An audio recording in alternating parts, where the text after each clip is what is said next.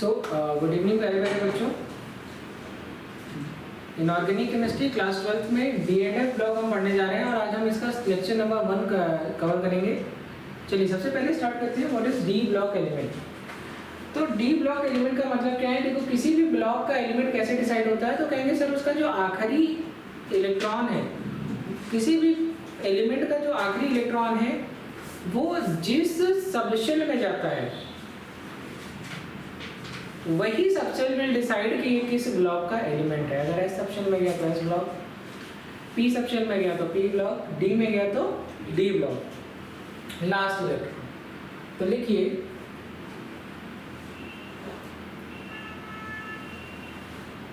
ठीक है, तो लिखिए जो मैं बोलूँ वो लिखिए।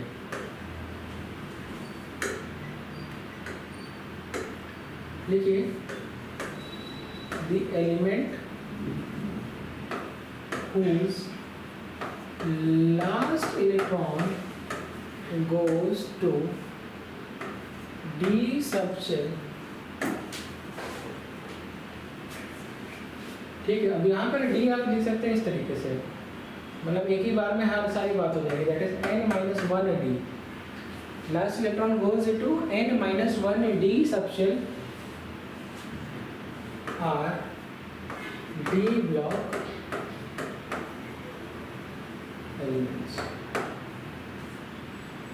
ठीक है, अब ये जो n-1 D सबशेल है इसको कहते हैं प्री पेनल्टीमेट शेल।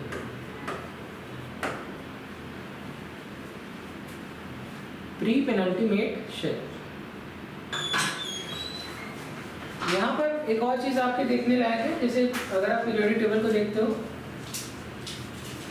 तो जो आपका एस ब्लॉक है वो हाईली इलेक्ट्रोपॉजिटिव होता है और जो आपका पी ब्लॉक है वो हाईली इलेक्ट्रोनेगेटिव होता है।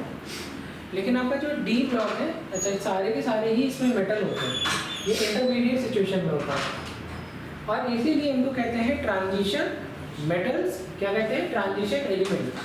अब ट्रांजिशन एलिमेंट की बात करते हैं तो डी ब्लॉक एलिमेंट के सारे एलिमेंट ही ट्रांजिशन एलिमेंट नहीं होते। मैंने आपको बताया भी था, ऐसे एलिमेंट जिनके आखिरी के 2 शेल इनकम्प्लीट हो उनको क्या कहेंगे? Transition element. और जनरली डी ब्लॉक में जितने एलिमेंट होते हैं सब क्या होते हैं? मेटल। तो हम ट्रांजिशन मेटल कहते हैं, जैसे स्कैंडियम, जैसे टाइटेनियम, वेनेडियम। स्कैंडियम का अगर तुम एग्जांपल ले रहे हो तो स्कैंडियम का अगर तुम एग्जांपल ले रहे हो, इसका एटॉमिक नंबर 21 होता है, तो ये हो गया भैया आर्गन, ये हो गया 3d1 और ये हो गया 4s2। तो चौथी शेल में 4p भी आएगा, 4d भी आएगा, तो फोर्थ शेल कंप्लीट नहीं है। और थर्ड शेल में अभी 9 और इलेक्ट्रॉन आ सकते थे, तो थर्ड शेल भी क्या है? इनकम्प्लीट। तो ये आखिरी की 2 शेल क्या है? इनकम्प्लीट। तो इनको क्या कहेंगे? Transition element. लेकिन जब हम बात करते हैं जिंक की, जब हम बात करते हैं कैडमियम की, जब हम बात करते हैं मर्करी की,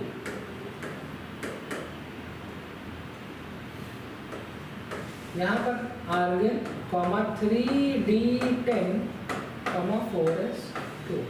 जरा देखिए जो थर्ड शेल है वो पूरी की पूरी तरीके से कंप्लीट है।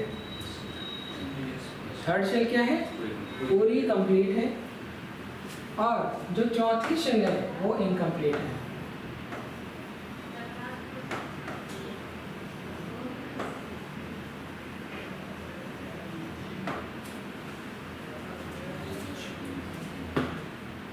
ठीक है, तो ये एलिमेंट कैसे हो गया? तो कहेंगे सर नॉन ट्रांजिशन।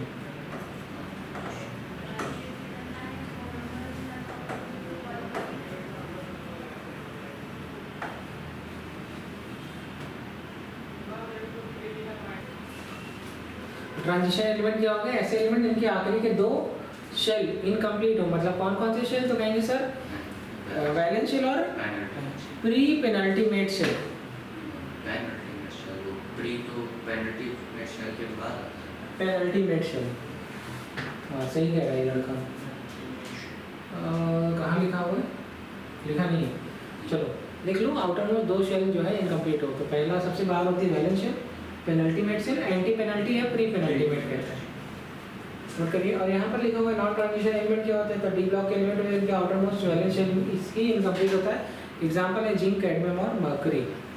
चलिए बच्चों यहाँ पर देखिए, जो हम जनरल इलेक्ट्रॉनिक कॉन्फ़िगरेशन की जो हम बात करते हैं पूरे डी ब्लॉक एलिमेंट की, किसकी बात कर रहे हैं, डी ब्लॉक एलिमेंट्स की। इनका जो जनरल इलेक्ट्रॉनिक कॉन्फ़िगरेशन होता है वो होता है नोबल गैस कॉमा n-1d और ns0 भी हो सकता है, ns1 भी हो सकता है और ns2 भी हो सकता है। अब जो डी ब्लॉक एलिमेंट है या डी सीरीज है वो कहाँ से शुरू होती है, तो कहेंगे सर पीरियड नंबर 4 से। कहाँ से, पीरियड नंबर 4 से। तो 4th पीरियड में जो डी सेल होगी वो 3D होगी। क्या होगी, क्योंकि n-1 होता है तो 4 - 1 इज 3, तो शुरुआत होती है 3D सीरीज। लेकिन होता कौन सा पीरियड है, 4D सीरीज। पीरियड होता है 5D सीरीज 6, ठीक है। इसी तरीके से एक्टिनाइड होता है। अब यहाँ पर देखो स्कैंडियम से लेके जिंक के बीच में 9 एलिमेंट है, जिंक से लेके यट्रियम के बीच में 9 एलिमेंट है, यट्रियम के से कैडमियम के बीच में 9 एलिमेंट, ठीक है। और कैडमियम से लेके लैंथेनम के बीच में 9 एलिमेंट। लेकिन जब हम बात करते हैं लैंथेनम से लेके मर्करी तक, तो एलिमेंट की संख्या बढ़ गई। देखो जरा 14 एलिमेंट यहाँ पे अलग से लैंथेनाइड है ना, और उसके बाद क्या होगा, तो कहेंगे सर हॉफनियम होगा और उसके बाद होगा मर्करी। तो 14 एक 15, 15 एक, ठीक है, बीच में 15 का डिफरेंस है, ठीक है। इसके बाद आ जाएगा हाफनियम, और हाफनियम का क्या हो जाएगा, तो कहेंगे सर हाफनियम का जो एटॉमिक नंबर है वो है 72। क्या है, अब 72 से लेकर के 80, 73, 74, 75, 76, 77, 78 और 79, तो कितना हो गया, 7 एलिमेंट और, ठीक है। तो अगर तुम पूरा देखोगे तो तुमको काफी ज्यादा दिखेगा, ठीक है। नोट करिए इसको।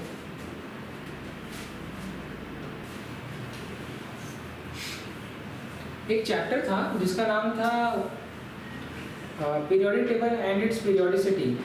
वहाँ पर मैंने डी ब्लॉक एलिमेंट के भी जितने भी एलिमेंट्स हैं, जैसे स्कैंडियम से लेके जिंक तक, ठीक है, यट्रियम से कैडमियम तक, इन सब का मैंने आपको इलेक्ट्रॉनिक कॉन्फ़िगरेशन पढ़ाया है। और इसके साथ साथ मैंने आपको इनका निमोनिक्स भी सिखाया है। तो आप दोबारा पढ़ना चाहेंगे, अगर आपके पास जिन बच्चों के को नहीं पता वो अगर चाहें तो दोबारा पढ़ सकते हैं, जिन बच्चों को पता है वो वहाँ से लेकर के पढ़ सकते हैं। तो जैसा आप बताइए उस हिसाब से मैं करा दूँ। जिन बच्चों ने इसकी इलेक्ट्रॉनिक कॉन्फ़िगरेशन नहीं पढ़ी है वो बता दें तो मैं उनको अलग से पढ़ा दूँ, इलेक्ट्रॉनिक कॉन्फ़िगरेशन या फिर इसके निमोनिक्स, ठीक है। बच्चे उनको समझ में आ रहा है। तो जैसे इसके 2-3 निमोनिक्स हैं, जैसे स्कैंडियम से लेकर जिंक तक क्या है, साइंस टीचर वेरी क्रूएल, मांगे फीस कोई नहीं कुछ, जानिए SCCIV CRMN FE CONI CUZN। इसी तरीके से 4D सीरीज है, लाइक ये ज़रूरी नहीं मोहब्बत तेरी रुलाती रहे पहले अगर कोई दोस्त। 5D सीरीज में क्या होता है कि लाया हूँ तेरे वास्ते रहमतें उस इश्क पर सोने मरने वाले। ये निमोनिक्स है और इसको याद करने का तरीका है, अगर आपको नहीं आता है तो मैं उसको बता दूंगा, या फिर आप पीरियोडिक टेबल के चैप्टर में जाकर के देखिएगा। ऑलरेडी वहाँ पर lecture number 3, lecture number 2, lecture 3 के बीच में कहीं ना कहीं इसके बारे में डिटेल में डिस्कस किया है, नोट कर लीजिएगा। यहाँ पर एक बात लिखा हुआ है कि स्कैंडियम, यट्रियम, लैंथेनम और एक्टिनम, मतलब जो थर्ड बी ग्रुप होता है, इसकी जनरल इलेक्ट्रॉनिक कॉन्फ़िगरेशन क्या होती है, तो कहेंगे sir noble gas comma NS2 comma n-1 D1। कोई दिक्कत नहीं है इसके। यहाँ आखिरी में क्या है, जिंक, कैडमियम, मर्करी, तो कहेंगे NS2 n-1 D10, है ना। तो यहाँ पर लिखा हुआ है, एक बात लिखा है कि SCYLANAC, मतलब स्कैंडियम, यट्रियम, लैंथेनम और एक्टिनम, ये पहले एलिमेंट होते हैं किसी भी सीरीज के, और इनका जो आखिरी एलिमेंट होता है वो होता है zinc, cadmium, mercury and Cn, ठीक है, जिसके डी सबशेल में 10 इलेक्ट्रॉन होते हैं। तो इनकी जनरल इलेक्ट्रॉनिक कॉन्फ़िगरेशन क्या हो गई, तो कहेंगे sir noble gas comma n-1 या NS2 और n-1 D, तो D1 से लेकर के D10 तक। चलिए ये थी जनरल इलेक्ट्रॉनिक कॉन्फ़िगरेशन की बात। ठीक है। तो 3D series, 4D series, 5D series मैंने आपको ऑलरेडी पढ़ा दी।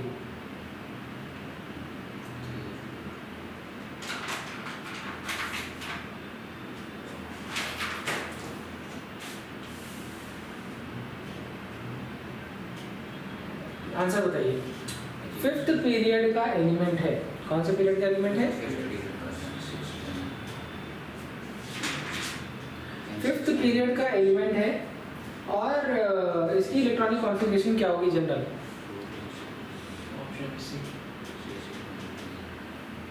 तो कहेंगे सर जो पीरियड होता है उससे एक कम, तो मतलब अगर 5D है, फिफ्थ पीरियड है, n बराबर 5 होगा तो ये होगा 4D सीरीज। कौन सी सीरीज होगी? 4D series. तो जरा यहाँ पर देखिए 4D और 5S, पहला ऑप्शन आ गया। ये क्वेश्चन बताइए,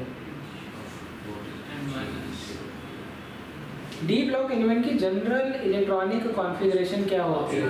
तो नोबल गैस कॉमा NS2 या NS1 और N-1D, 1 से लेकर के 10 तक। तो देखते हैं N-1D, NS0 या 1 नहीं, N ये आंसर सही। 2 तो होना ही चाहिए, 0 1 2 लिखा है लेकिन 2 तो होना ही चाहिए। तो आंसर मुझे लगता है कि सही जो है वो पहला है, राइट? चलिए, ज़्यादा सही आंसर कौन सा है वो सही होता है एमसीक्यू में। चलिए इस क्वेश्चन में देखिए क्या लिखा हुआ है। तो कहेंगे सर जनरल इलेक्ट्रॉनिक कॉन्फ़िगरेशन है फोर्थ पीरियड की, तो 3D और 4S होगा पहला।